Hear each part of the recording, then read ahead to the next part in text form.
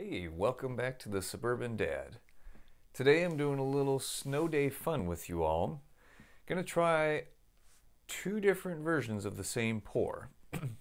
Today working with Old Forester 1920. It's 115 proof. I'm gonna do a pour at room temperature that I already poured for myself a couple hours ago. And then, as you might have seen on Instagram, I set out the rest of the bottle lodged in the snow out on my back patio. It's currently 12 degrees when I started cooling it off. So I want to see the effect that chilling a bourbon has on the taste.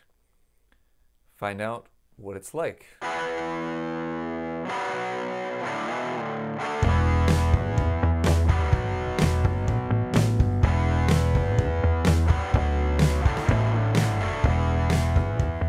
Alright, so Old Forester 1920, it's 115 proof. It is I've had it before, it's a very tasty bottle, and it's kind of my personal sweet spot right at that 115 proof. The flavor depends on the individual bottle, but this one, just the flavor matches the proof very well. It gives it a good, full, rich flavor. So here's room temperature. As you can see, it's got a very nice dark amber color to it. Let's go ahead and on the nose. Okay, so definitely got a fruitier tone to it. Kind of like a cherry cola scent. A little bit of vanilla in there.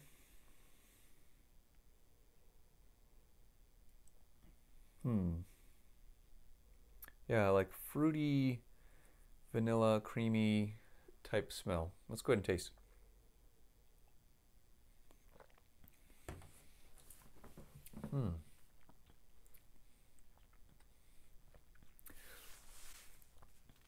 That is very good.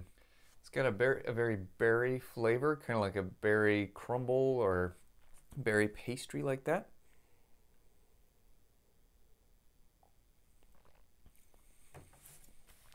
Nice, even-toned mouthfeel to it. It's got a nice smooth texture on the tongue. It's not a super thick, heavy, creamy feel to it, but it's not watery either. So it's a nice middle-of-the-road feel to it.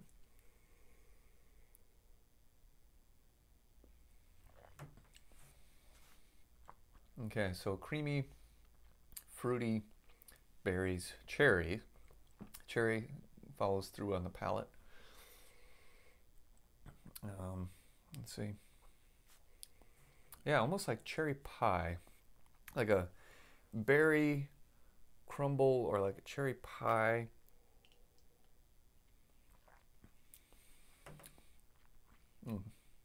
Smooth, creamy, fruity.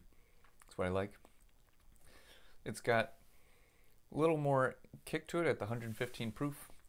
So it's a little more in your face about what's going on in there. Normally I'd add a little bit of ice just to kind of open things up a little bit more. But today I just wanted to do it neat, to be able to compare room temperature neat versus cold neat.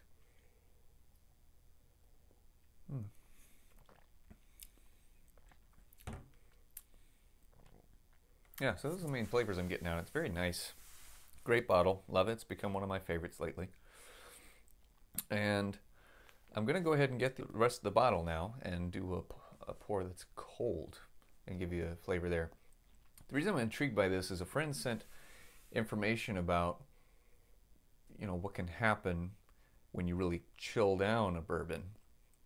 And there's a lot of chemistry involved. I'm a science major, but I was never good at chemistry, so don't even expect me to get into that kind of stuff.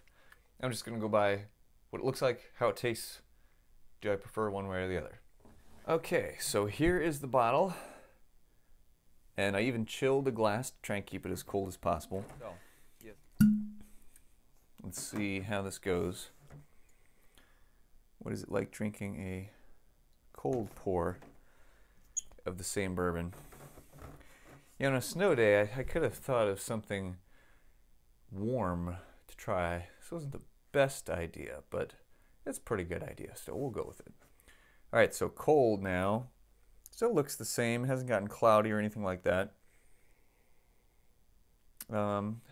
Okay, so this is interesting. On the nose, I definitely don't get as much of an alcohol sensation in my nose.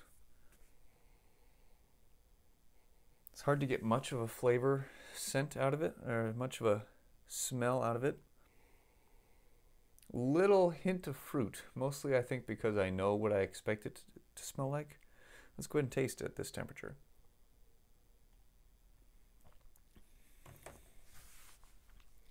Okay, so definitely cold. At this point, it's been out in the snow for a couple hours. 12 degrees in Missouri. And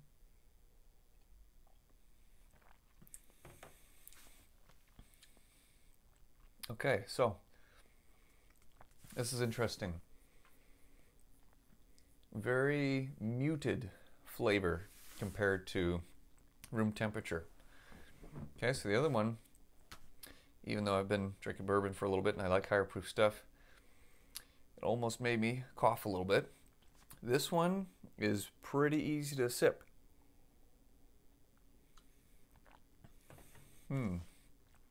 So,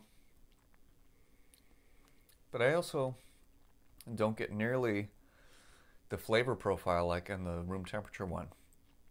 So it's 115 proof. It's got a decent amount of kick to it. Definitely cooling off. The bourbon seems to really mute the flavor.